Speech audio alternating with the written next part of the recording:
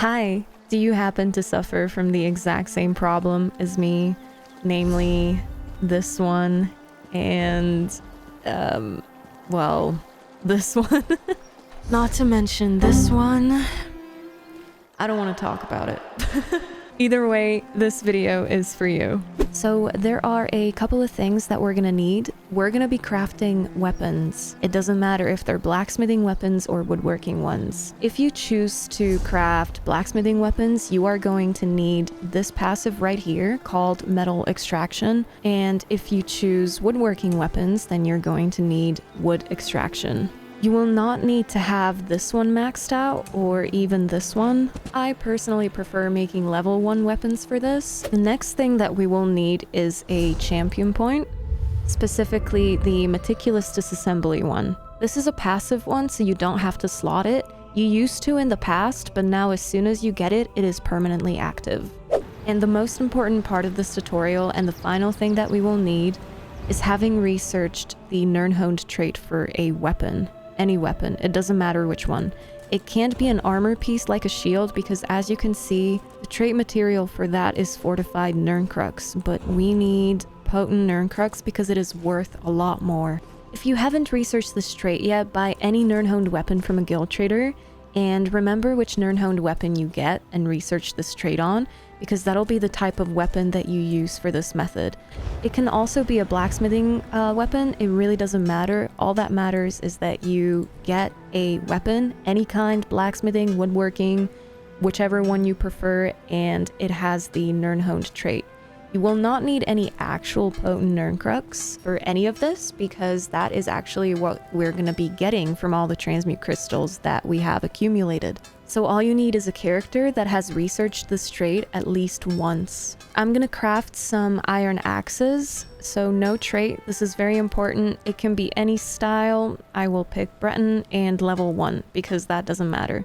Ideally, you want to craft as many as possible. I personally recommend 10, but you can also do 5. But I think that 10 will give you the best results. So yes. Next, we are going to go to a transmute station and we will transmute the trait of every single one of these axes that we just crafted to 𝘮𝘯𝘧𝘰. One by one, you're gonna have to repeat this for every single one of them. As you can probably tell, this will be a total of 500 transmute crystals as it shows up right here. And now, as I was saying earlier, make sure that you have either metal extraction or wood extraction, depending on the type of weapon that you just crafted, as well as the champion point, meticulous disassembly. This is very, very, very important. Go back to the crafting station and deconstruct every single one of the weapons you just created. Not just one, not two, but every single one of them. Deconstruct them all at the same time. And as you can see, we got 8 potent 𝘮𝘯𝘧𝘰. I usually get anywhere from 7 to 9, usually 9. This was just not a very lucky day. And now comes the part that is the most important in all of this. We're gonna go and sell all the potent 𝘮𝘯𝘧𝘰 that we just got.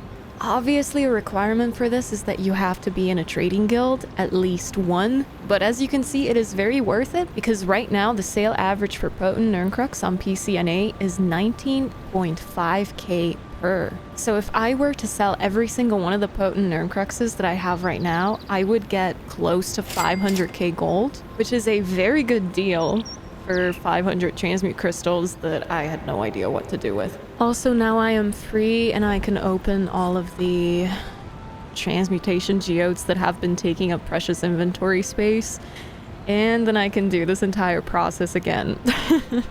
Thank you very much for watching. Let me know in the comments down below if you have any questions or if something wasn't clear. I also have a written article about this on my website, and I have the link in the description in case it's easier for you to understand something that is in written form, or in case you don't want to watch this video again. I am actually a full-time Elder Scrolls Online streamer over on Twitch, where I frequently give away ESO codes like ESO Plus, the expansions, the new content pass, crowns, torchbug pets, as well as a lot of gold on both PCNA and PCEU. I hope you have a wonderful day. Thank you very much for watching.